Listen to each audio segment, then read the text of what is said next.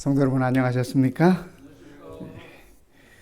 우리 김 장로님께서 2월을 얘기하시면서 뭐가 생각나느냐 하더니 역시 우리 어른들은 6.25가 최고입니다. 우리 모든 이 동족들의 그 아픈 추억 아니겠습니까? 네. 저는 6월 하면은 파더스데이가 생각납니다.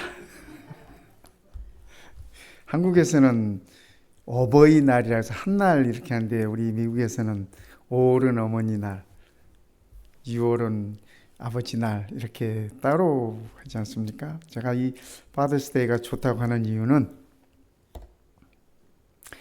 언제부터인가 이렇게 조금 몇 년 됐습니다만은 우리 막내가 파더스데이가 되면 자기가 스스로 만든 이 음식을 가지고 저를 대접해 줍니다. 그러니까 그 음식은 한식이죠. 그래서 뭐 이렇게 찾아보기도 하면서 뭐 이렇게 그래서 저는 그 식사가 늘 해마다 기다려집니다. 금년에는 또 어떤 식사를 할지 또 기대를 해보는 것입니다. 어쨌든 가족이라고 하는 것은 서로가 서로를 이렇게 생각하면서 함께 시간을 나누는 것 아닐까 하는 생각을 가지면서 우리 모든 믿음의 가족들 되신 우리 모든 성도님들의 삶 속에서도 이러한 늘 기쁨이 함께 했으면 좋겠습니다. 근심, 걱정이 아니라 그렇죠? 평안과 기쁨이 함께하면 좋겠습니다. 우리 각 장로님 네 분 지난주에 이 여행을 다녀오셨는데 건강한 모습으로 뵐 수 있어서 감사드리고 또 우리 저신업 집사님 귀한 기도해 주셔서 감사합니다. 그 기도말 그대로 이루어지시기를 참 우리가 하나님께 같은 마음으로 기도드려 봅니다. 오늘 우리는 찬미 117장 너 근심 걱정 말아라 이 찬양을 함께 살펴보겠습니다. 이 노랫말은 이 시빌라 말틴이라고 하는 이분이 작사를 하셨습니다. 이분이 카나다 이 지올란에서 출생하신 분인데 이분이 그 고등학교 음악 교사를 하셨어요. 음악 교사를 하시고 시도 많이 쓰시고 이러는 분이셨는데 이분이 이분을 남편으로 만납니다. 월터 말틴이라고 하는 이분을 남편으로 만나는데 이분이 하버드 대학 출신으로서 나중에 목회를 나옵니다. 목회하면서 우리가 부르는 이 너 근심 걱정 말아라 하는 이 찬송은 이분들이 목회하고 있을 때 가정에 닥치는 어려움 때문에 이 찬양이 이렇게 나오게 됐습니다. 1904년에 이 목사 3호가 된 이 시빌라 말틴이 이 노랫말을 작성을 했는데 그 계기가 뭐냐면 남편 말틴 목사님이 그 주말에 다른 곳에 가서 주말 집회를 하기로 예정이 돼 있었습니다. 근데 3호가 몸이 많이 안 좋아져 가지고 곁에서 간호를 해야 될 그런 상황이 됐습니다. 그래서 아픈 3호를 놓고 집을 비우고 주말 동안 가서 말씀을 전해야 된 그 상황이 아주 이 말틴 목사님에게 부담이 됐습니다. 그래서 떠나야 하는데 떠나지 못하고 주저하고 있었습니다. 그때 그의 아들이 아빠에게 이렇게 얘기합니다. 아빠, 하나님께서 아빠가 그 교회에서 오늘 밤 설교하기를 원하신다면 아빠가 안 계시는 동안 하나님이 엄마를 돌보실 것으로 생각하지 않으세요? 아들이 이렇게 얘기했어요.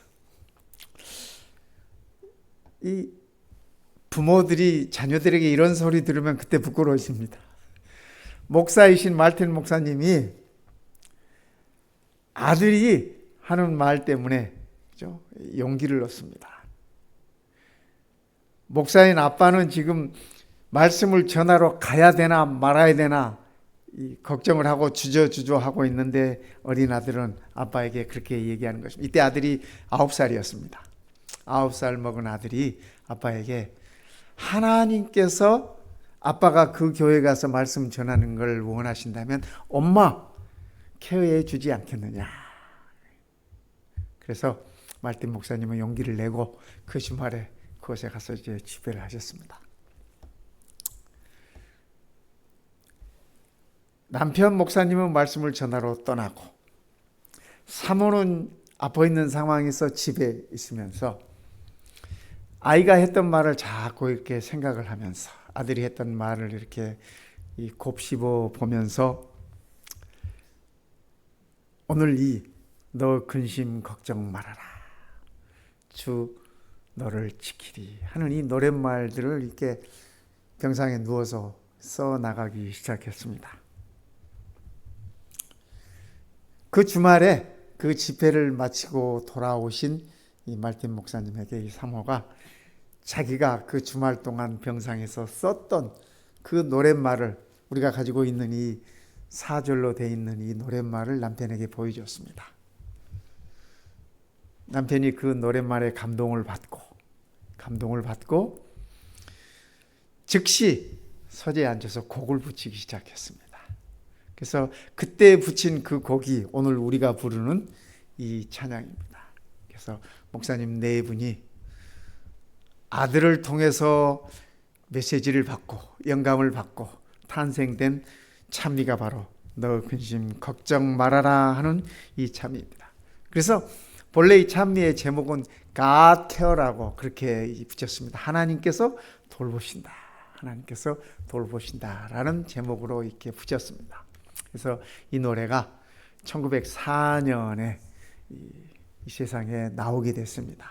그래서 하나님께서 목사의 가정이라 할지라도 근심하고 염려하고 참 그럴 수밖에 없는 현실 속에서 어린 아들의 말을 통해서 영감을 받게 하고 용기를 얻게 하고 또 다시 일어서게 하는 그러한 축복을 누리도록 하셨습니다. 1절의 가사가 이렇습니다. 이 찬미 117장은 참 외우기가 쉽습니다. 가사들이 다 똑같고 이 첫 두 절에 있어서 이 첫 자만 조금씩 다릅니다. 그래서 우리가 외워 부르기에는 참 좋은 찬양인 것 같습니다. 너 근심 걱정 말아라. 주 너를 지키리. 주 날개 밑에 거하라. 주 너를 지키리. 주 너를 지키리. 아무 때나 어디서나 주 너를 지키리. 늘 지켜주시리. 이 시빌라 말틴 사모의 그 상황에서 이 노랫말을 이렇게 생각해 보면은 그가 아들의 말을 통해서 얼마나 큰 위로를 얻고 있었나 하는 것들을 우리가 이렇게 느끼게 됩니다. 우리도 살아가면서 참 많은 일로 근심하고 많은 일로 염려하지 않습니까?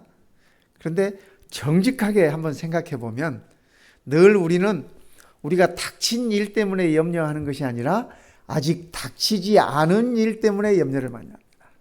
이 사회학자들이 연구하고 조사한 것에 의하면 대부분의 사람들의 염려나 걱정의 70% 이상은 아직 오지 않은 것이랍니다. 아직 닥치지 않은 것이랍니다. 미리 땡겨서 염려하고 미리 땡겨서 불안해하고 미리 당겨서 걱정하는 것이라는 말씀이죠. 예수님은 이렇게 일러주셨어요. 너희 중에 누가 염려함으로 그 키를 한 자나 더할 수 있느냐. 그렇죠. 우리가 염려한다고 제 키가 자라는 거 아니지 않습니까? 아마 제가 염려함으로 키가 컸다면 제 키도 한 최소한 180은 되지 않았을까. 근데 아무리 염려해도 안 크더라고요. 우리 주님 말씀이 진리야. 그러므로 염려하여 이르기를 무엇을 먹을까? 무엇을 마실까? 무엇을 입을까? 염려하지 말아라. 그러므로 내일 일을 위하여 염려하지 말라. 내일 일은 내일 염려할 것이요 한날 괴로움은 그날에 족하니라. 우리 예수님의 말씀이십니다. 그렇죠? 예수님께서 내일 일은 내일 염려하라고 하시니까 우리 내일 일 때문에 너무 염려하지 마십시다. 내일은 하나님께 이 맡겨두라고 하는 그런 말씀 아니겠습니까? 그래서 우리 예수님께서 그 말씀을 이렇게 끝내시면서 결론으로 이렇게 말씀하셨어요. 너희는 먼저 그의 나라와 그의 의를 구하라. 그리하면 이 모든 것을 너희에게 더하시리라.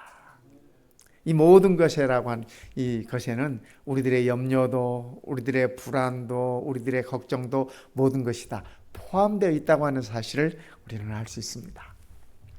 이 시빌라 말틴 여사께서 이 노랫말을 쓰게 되었던 이 성경 말씀은 바로 이 말씀이었다고 합니다. 너희는 마음에 근심하지 말아라. 너희는 마음에 근심하지 말아라. 하나님을 믿으니 또 나를 믿어라. 이 말틴 사모는 그의 염려가, 그의 걱정이, 그의 불안이 다 하나님을 온전히 의지하지 못한 데서 비롯됐다고 하는 사실을 그가 깨닫습니다. 하나님을 온전히 믿지 못하고 온전히 신뢰하지 못했다고 하는 사실을 그가 깨닫게 된 것입니다. 그래서 너 근심 걱정 말아라. 주 너를 지키신다. 우리 예수님은 그렇게 약속하셨는데 우리는 예수님의 말씀이 믿업지 못해서 근심한다라고 이 시빌라 여사께서는 그렇게 설명을 하고 계시는 것입니다. 2절 노랫말은 이렇습니다. 어려워 낙심될 때 주 너를 지키리. 위험한 일을 당할 때 주 너를 지키리. 주 너를 지키리. 아무 때나 어디서나 주 너를 지키리. 늘 지켜주시리. 어려워 낙심될 때, 위험한 일을 당할 때, 참 여기만 기억하면 이 노랫말은 다 똑같은 노랫말이 이렇게 반복되는 것을 우리는 볼 수 있습니다. 누가 우리를 그리스도의 사랑에서 끊으리요? 환난이나 곤고나 핍박이나 기근이나 적신이나 위험이나 가리랴. 사도 바울의 이 말씀은 그죠? 그리스도의 사랑에서 이 세상의 그 어떤 것도 끊을 수 없다라는 그러한 표현입니다. 우리가 하나님을 의지하는 한 하나님의 그 사랑에서 그 어떤 세력도, 그 어떤 힘도, 그 어떤 존재도 우리를 하나님에게서 이렇게 끊어낼 수 없다라고 그렇게 말씀하고 계시는 것입니다. 환난, 삶에 있어서 어려움이 다 있지 않습니까? 곤고라는 말은 이런 의미입니다. 좁은 방에 갇혀 있는 것 같은 답답한 마음, 그리고 마음대로 행동할 수 없는 그런 행동의 제약 같은 게 느껴지는 그러한 말입니다. 그래서 곤고. 요즘 현대인들은 이 곤고라는 말을 잘 안 쓰고 공황장애라는 말을 많이 씁니다. 같은 의미예요. 같은 의미. 막 이게 틀에 갇혀 있는 것, 답답한 공간에 갇혀 있는 것 같은 거, 그렇죠? 이런 모습. 그러한 곤고나 우리가 그리스도인이기 때문에 받아야 하는 어떤 핍박이거나 세상의 기근이나 어려움, 굶주림, 적신. 여기 적신이라고 하는 것은 이 말 그대로 하면 벌거벗은 모습입니다. 근데 이 사람이 언제 벌거벗은 모습처럼 수치를 느끼냐면, 그죠? 어떤 사람의 본분을 다하지 못했을 때, 그죠? 다 이렇게 적나라하게 드러나는 것 같은 그런 부끄러움, 마치 에덴 동산에서 아담과 하와가 나무 그늘 안에서 하나님께서 부르실 때 그들이 느꼈던 그 수치심, 이런 것을 가리키는 말씀입니다. 그래서 죄는 우리들에게 이러한 수치심을 느끼게 합니다. 부끄러움을 느끼게 합니다. 그러나 그 어떤 것들이라도 우리를 하나님의 사랑에서는 끊어낼 수 없다. 그러나 이 모든 일에 우리를 사랑하시는 이로 말미암아 우리가 넉넉히 이기느니라. 좀 이 넉넉히 이긴다는 말이 참 좋지 않습니까? 이렇게 박빙으로 겨우 이기는 것도 스릴이 있긴 하지만 이 넉넉히 이기는 그런 여유가 있으면 얼마나 좋습니까? 그렇지 않습니까? 우리가 뭐 운동 시합 같은 것도 볼 때, 월드컵 같은 거 볼 때, 뭐 우리나라가 그런 능력이 없으니까 넉넉하게 잘 이기지는 못해. 그런데 이겼다는 소식만 듣고도 우리가 나중에 이렇게 보면은 마음 편안하게 보지 않습니까? 오늘 우리의 신앙의 삶 속에서 하나님께서 우리를, 그죠? 우리를 사랑하시는 이로 말미암아, 그죠? 아들 예수 그리스도로 말미암아 우리를 넉넉하게 이기게 해 주신다는 사실을 기억하면 좋겠습니다. 성경에 넉넉한 이김이 어떤 경우들이 있을까 저는 생각을 하면서 예수님의 이적 가운데 보리떡 5개와 물고기 2마리로 5,000명을 먹이셨, 5,000명 이상을 먹이셨던 것, 그것 넉넉한 이김이었던 것 같아요. 그렇지 않습니까? 제자들은 이 많은 사람을 어떻게 먹일까 걱정하고 염려하고 빌립은 돈 계산하고 있었는데 하나의 도시락을 갖다가 예수님께서 남자만 5,000명, 그러니까 얼마나 많은 일을, 그렇죠? 거기에 뭐 아이들도 있었을 테고 여인들도 있었을 테고 한데 그 많은 인원들을 다 먹이고 넉넉하게 먹이고 12광질이나 남겼지 않습니까? 기드온의 군대 300명이 블레셋의 그 많은 군대들을 다 물리쳤어요. 하나님께서 넉넉하게 이기게 하셨어요. 넉넉하게 이기는 것들이 이런 것이 아닐까. 아직 어린 다윗이 장대같이 큰 거인 골리앗을 쓰러뜨리는 그런 모습, 참 넉넉한 것이 아니었을까. 그 블레셋 전쟁터에서 다윗과 골리앗의 싸움을 지켜보고 있었던 이스라엘 군대들의 환희가 어떠했을까 생각해 봅니다. 또 블레셋 군인들의 그 두려움이 어떠했을까 생각해 보는 것입니다. 오늘 우리를 사랑하시는 예수 그리스도를 통해서 우리의 삶이 이러한 넉넉한 이김을 통해서 하나님의 원수된 자들에게는 두려움을 안겨줄 것입니다. 그러나 하나님의 사랑을 받는 우리들은 넉넉한 이김 속에 감사와 찬양을 드리게 될 것이라고 그렇게 생각합니다. 나를 눈동자같이 지키시고 주의 날개의 그늘 아래 감추신다. 성도 여러분, 우리 하나님께서 우리를 눈동자같이 지키시고 우리 주님의 날개 아래 우리를 감추신다고 하는 사실을 기억하면 좋겠습니다. 그렇기 때문에 이 세상의 그 어떤 세력도 우리를 하나님의 사랑에서 끊을 수 없다, 우리를 빼앗아갈 수 없다라고 말씀하고 계시는 것입니다. 3절의 노랫말은 이렇습니다. 너 쓸 것 미리 아시고 우리의 필요한 것 미리 아시고 주 너를 지키리. 구하는 것을 주시며 주 너를 지키리. 우리 하나님께서 우리의 쓸 것을 미리 아시고 또 우리가 구하는 것을 주신다고 이렇게 약속을 하고 계십니다. 만약에 성도가 기도를 하지 않는다면 저는 이렇게 생각합니다. 기도를 하지 않는다면 이유는 2가지 있을 것이다 생각을 합니다. 첫째는 기도의 필요를 느끼지 않는 영적 교만이 아닐까 그렇게 생각합니다. 우리가 간절히 필요한 것이 있다면 기도할 수밖에 없지 않습니까? 성도의 삶은 기도 없이는 이루어질 수 없는 것입니다. 선지자 엘렌 화이트는 기도는 영혼의 호흡이다 그랬습니다. 그렇죠? 기도는 영혼의 호흡이다. 숨 쉬지 않고 살 수 있는 사람 있습니까? 그렇죠? 저도 숨 쉬지 않고 살 수 없습니다. 숨 못 쉬면 죽는 겁니다. 그러니까 그리스도인들은 기도 없으면 죽는다는 얘기입니다. 그리스도인이 기도하지 않는 이유가 있다면 그것은 기도의 필요를 느끼지 않는 영적 교만이라고 그렇게 생각 들어집니다. 2번째는 내 기도가 응답될 수 있을까? 믿지 않는 불신앙이라고 여겨집니다. 내 기도가 응답되어질 수 있을까? 제가 군대에서요, 이 제대를 이 2달도 채 남지 않았을 때입니다. 그때가 되면 군인들은 몸조심하는 때입니다. 이 군대 제대 이렇게 건강하게 하고 싶어서 몸조심하는 그때인데,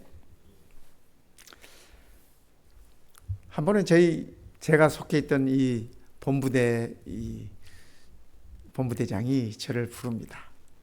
오늘 우리 부대 사계 청소 나가는데 군종사병이 없다. 그러니까 임병장 너가 함께 따라가 줬으면 좋겠다. 그럽니다. 이 사계 청소라는 건 뭐냐면 전방에 이렇게 그 휴전 이 철책선이 있지 않습니까? 6.25 때 이 이북 군인들이 거기다 수많은 지뢰들을 묻어놨어요. 요즘도 가끔 뭐 그런 것들이 발견되고 터지고 뭐 그러지 않습니까? 근데 사계 청소라는 건 적의 동향을 살피기 위해서 나무들을 제거하고 뭐 이런 그 시야를 밝게 하기 위해서 이렇게 나무 같은 것 이런 것들을 다 잡초 같은 걸 제거하는 그런 작업입니다. 그러니까 이 군인들이 그 작업을 나가면 긴장해요. 왜냐하면 사고의 위험이 있어요. 누구도 거기에 대해서 뭐 이렇게 자신할 수 없기 때문에. 네. 우리 본부대장이 저를 찾은 거는 제가 매 주말이면 이렇게 교회 가는 걸 알아요. 금요일 저녁이면 교회 가고, 그죠? 거기서 교회에서 자고 안식일 지키면 이제 안식일 저녁에 들어오고 하니까. 근데 군종사병이 없으니까 너가 교회를 신실하게 나가니까 너가 같이 따라가라는 겁니다. 참 솔직히 가기 싫었어요. 왜냐하면 말년에 몸조심해야 되잖아. 우리 군대에 가신 우리 남자분들 그 마음이 어떤 마음인지 아마 다 이해하실 거예요. 이제 사계 청소를 하기 전에 트럭에 군인들 타고 한참을 달려서 이 휴전선 안쪽으로 들어가서 이제 그 사계 청소하기 위해서 기도합니다.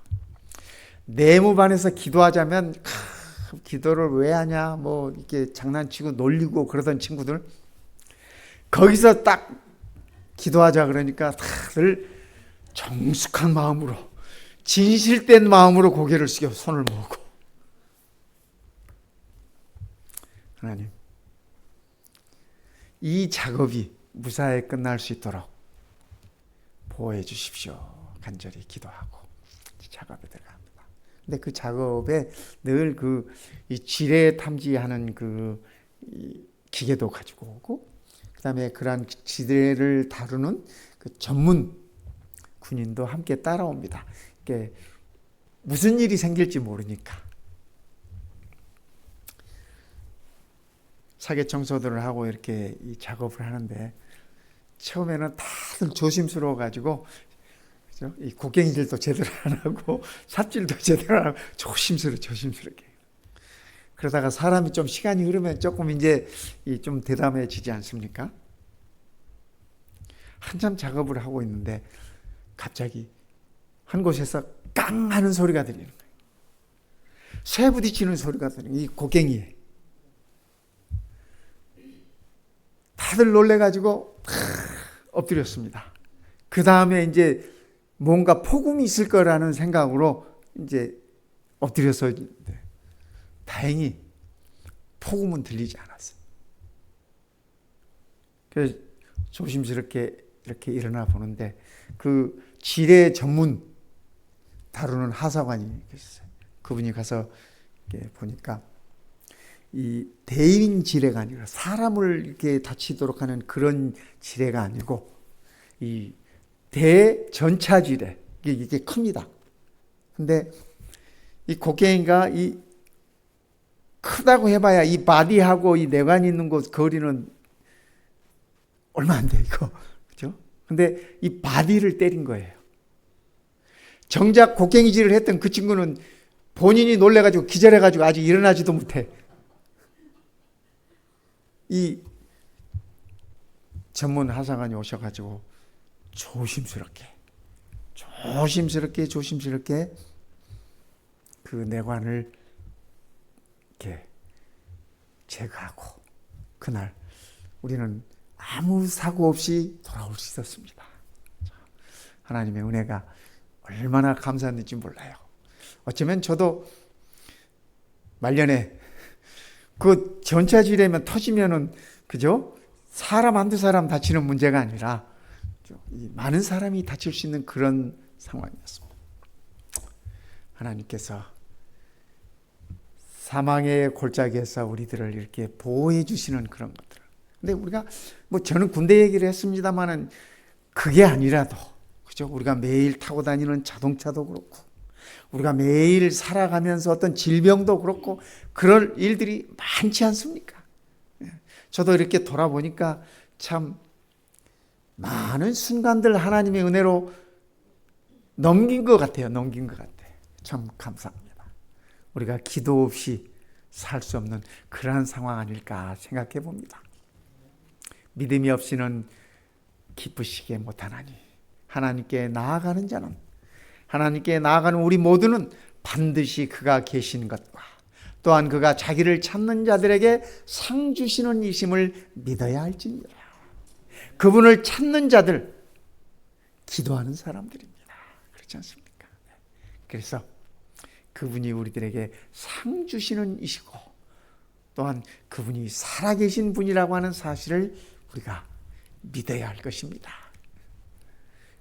우리 주님께서 말씀하시기를 구하라 그러면 너희에게 주실 것이요 찾으라 그러면 찾을 것이요 문을 두드리라 그러면 너희에게 열릴 것이니 구하는 이마다 얻을 것이요 찾는 이가 찾을 것이요 두드리는 이에게 열릴 것입니다.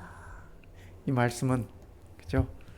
우리가 늘 우리 하나님께 우리를 사랑하시는 그분께 성령의 임재하심을 구하고 우리들의 영적 성숙을 구하고 우리들의 영적 성장을 구할 때 하나님께서 덤으로 그 모든 것들을 채우신다라고 하는 약속의 말씀인 것입니다.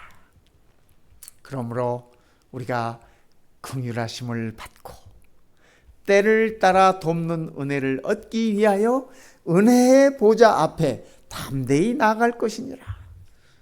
성도 여러분, 우리가 은혜의 보좌 앞으로 어떻게 나아가요? 그죠? 은혜의 보좌 앞으로 우리가 감히 나갈 수 있는 것은 기도를 통해서인 것입니다. 우리가 가장 겸손한 말씀으로 가장 낮은 모습으로 우리 하나님께 기도로 나아갈 때 그분께서 우리에게 긍휼을 베푸시는 것입니다. 그리고 은혜의 보좌 앞에 우리가 설 수 있도록 우리를 인도해 주시는 것입니다. 우리가 안식일을 기억하며 매 안식일마다 주의 전에 이렇게 나오는 것 은혜의 보좌를 사모하기 때문이 아니겠습니까? 오늘 이 저녁도 우리 하나님께서 우리 모든 성도들에게 이 은혜를 풍성하게 베푸시기를 바라는 마음이 간절합니다. 지금까지는 너희가 내 이름으로 아무것도 구하지 아니하였으나 우리 예수님의 말씀이에요. 구하라 그리하면 받으리니 너희 기쁨이 충만하리라. 성도 여러분, 우리가 무엇을 구할까요? 그죠? 무엇을 구할까요? 우리 주께서는 말씀하시기를 너희는 먼저 그의 나라와 그의 의를 구하라고 말씀하셨죠. 그죠? 우리가 그분의 의를 구하는 것, 그죠? 우리 아버지 하나님의 나라를 구하는 것, 구하는 이마다 다 받을 것이라고 우리 주님께서는 약속하셨습니다. 그리고 덤으로 우리의 기쁨이 충만하리라고 말씀해 주셨습니다. 성도 여러분, 우리가 구하는 것들이 많지 않습니까? 구하는 것들이 많습니다. 그러나 우리가 구할 때 즉시 우리들에게 이르러 오는 것은 성령 하나님의 임재이십니다. 우리의 죄 용서를 구하는 것입니다. 예수님의 의를 입는 것입니다. 이 모든 것들은 우리가 구하는 즉시 주님의 이름으로 구하는 즉시 우리들에게 이르러 온다고 하는 사실을 기억하십시다. 내 질병이 낫기를 구하는 것 시간이 걸릴 수 있습니다. 오래 걸릴 수 있습니다. 아니 어쩌면 응답이 안 될 수도 있습니다. 그러나 그것은 우리의 영원한 생명에 비하면 아무것도 아니라는 사실입니다. 우리가 하나님께 구하는 것들을 받고 기쁨이 충만한 그러한 삶이 되었으면 좋겠습니다. 마지막 절 노랫말은 이렇습니다. 어려운 시험을 당해도 주 너를 지킬 거다. 구주의 품에 거하라. 주 너를 지킬 것이다. 주 너를 지키리. 아무 때나 어디서나. 저는 이 아무 때나 어디서나 이 노랫말이 참 좋습니다. 그죠? 언제든지 또 어디서든지 우리 주님께서 우리를 지켜주시겠다는 말씀 아닙니까? 주 너를 지키리. 늘 지켜주시리. 항상 지켜주시리. 시험 당할 때 우리 하나님의 말씀은 이렇게 말씀하세요. 사람이 감당할 시험 밖에는 너희에게 당한 것이 없나니 오직 하나님은 미쁘사 너희가 감당치 못할 시험 당함을 허락지 아니하시고 시험 당할 즈음에 또한 피할 길을 내사 너희로 능히 감당하게 하시느니라. 참으로 감사합니다. 성경에서 지독한 시험을 받은 사람의 대표적인 인물로 우리가 욥을 꼽지 않습니까? 그렇죠? 욥은 사단의 그 도전을 통해서 그의 모든 가축도 잃어버리고 그의 재산도 잃어버리고 심지어는 그의 자녀들까지 잃어버렸습니다. 왜냐하면 하나님께서 다 가져가도 욥의 몸은 건드리지 말라. 그래서 사단이 욥의 몸은 건드리지 않았습니다. 그래도 욥이 하나님 편에 서니까 사단이 뭐라 그래요? 하나님, 욥의 몸을 건드리지 못하게 하니까 욥이 이렇게 버티는 것 아닙니까? 그의 몸을 건드리면 욥도 별 수 없을 것입니다. 그렇게 사단이 도전했어요. 하나님께서 뭐라고 말씀하세요? 그래, 그럼 이번에는 욥의 몸을 한번 건드려 봐라. 욥의 몸을 건드리되 생명은 건드리지 못하. 그래서 아시다시피 욥이 참 험한 꼴 당했잖아요. 그죠? 정말 인간으로서 견딜 수 없을 만큼 험한 상황에 놓이고 험한 말들 들어가면서 참 그 험한 상황에 놓일 수밖에 없었습니다. 그럴지라도 끝내 욥은 하나님 편에 섰지 않습니까? 욥의 그런 상황을 보면서 이 시험을 주관하시는 분이 누구예요? 통제하시는 분이 누구예요? 하나님이세요. 하나님이세요. 오늘 이 고린도전서 이 10장에 있는 이 말씀 또한 우리들의 모든 시험의 통제는 하나님께서 하신다는 그런 말씀입니다. 우리가 감당할 수 있는 시험 같으면 허락하시고 우리가 감당할 수 없을 것 같으면 하나님께서 그 즈음에 피할 길도 예비하신다고 그렇게 말씀하셨습니다. 저는 그렇게 생각합니다. 동쪽이 막혔으면 우리가 서쪽을 바라보고 서쪽도 막혔으면 남쪽을 바라보고 남쪽도 막혔으면 북쪽을 보고 동서남북이 다 막혔으면 하늘을 보자고 그렇게 말씀드리고 싶어요. 왜냐하면 하늘은 우리들에게 늘 열려 있어. 언제나 열려 있어요. 그것에 우리를 사랑하시는 분이 계시기 때문에 그렇습니다. 영원한 생명, 영원한 축복은 있습니다. 영원한 생명도 있고 영원한 축복은 분명히 반드시 있습니다. 그러나 성도 여러분 기억하십시다. 영원한 시험이나 영원한 고난은 없다는 사실입니다. 영원한 시험 없어요. 반드시 지나갑니다. 영원한 고난 없습니다. 반드시 지나가요. 이 또한 지나가리라. 이 또한 지나가리라. 이 세상에 있는 모든 어려움, 근심, 염려, 걱정, 환난, 핍박, 이 모든 것 다 영원하지 않습니다. 지나갑니다. 그러나 우리 하나님께서 우리에게 주신 생명, 우리 하나님께서 우리에게 허락하신 구원, 우리 하나님께서 우리에게 약속하신 축복, 이 모든 것들은 영원하다는 사실을 기억하면 참으로 좋겠습니다. 저가 너를 그 깃으로 덮으시리니 내가 그 날개 아래에 피하리로다. 성도 여러분, 기억하십시다. 우리가 아무리 어려워도, 아무리 큰 시험을 닥쳐도, 아무리 환난이 있어도 하나님께서 날개 깃으로 우리를 덮으신다고 하는 사실입니다. 그리고 우리를 끝까지 지켜주신다고 하는 사실입니다.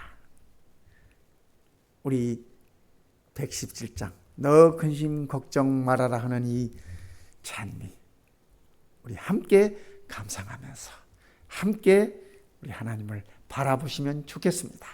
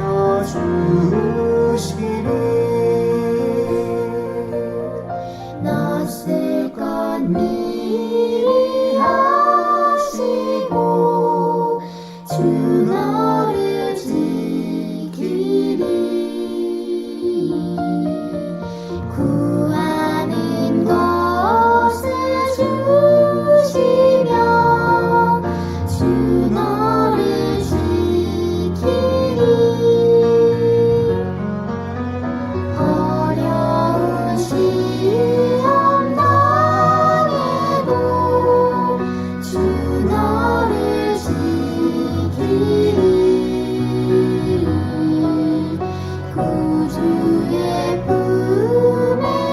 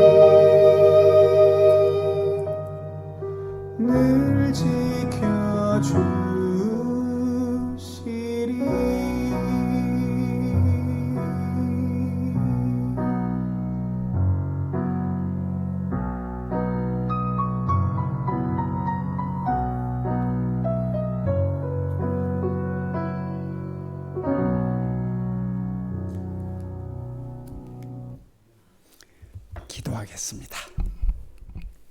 우리 아버지 하나님, 참 감사합니다. 언제나 어디서나 우리를 지키시고 인도하신다는 그 은혜를 참으로 감사드립니다.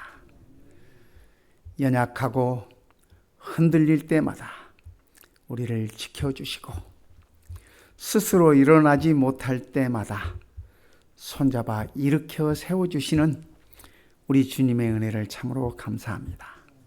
오늘 이 안식일 우리 모든 성도들 주님의 날개 아래서 참 기쁨을 맛보게 하시고 영원한 생명에 대한 아름다움을 만끽하도록 축복하여 주시옵소서.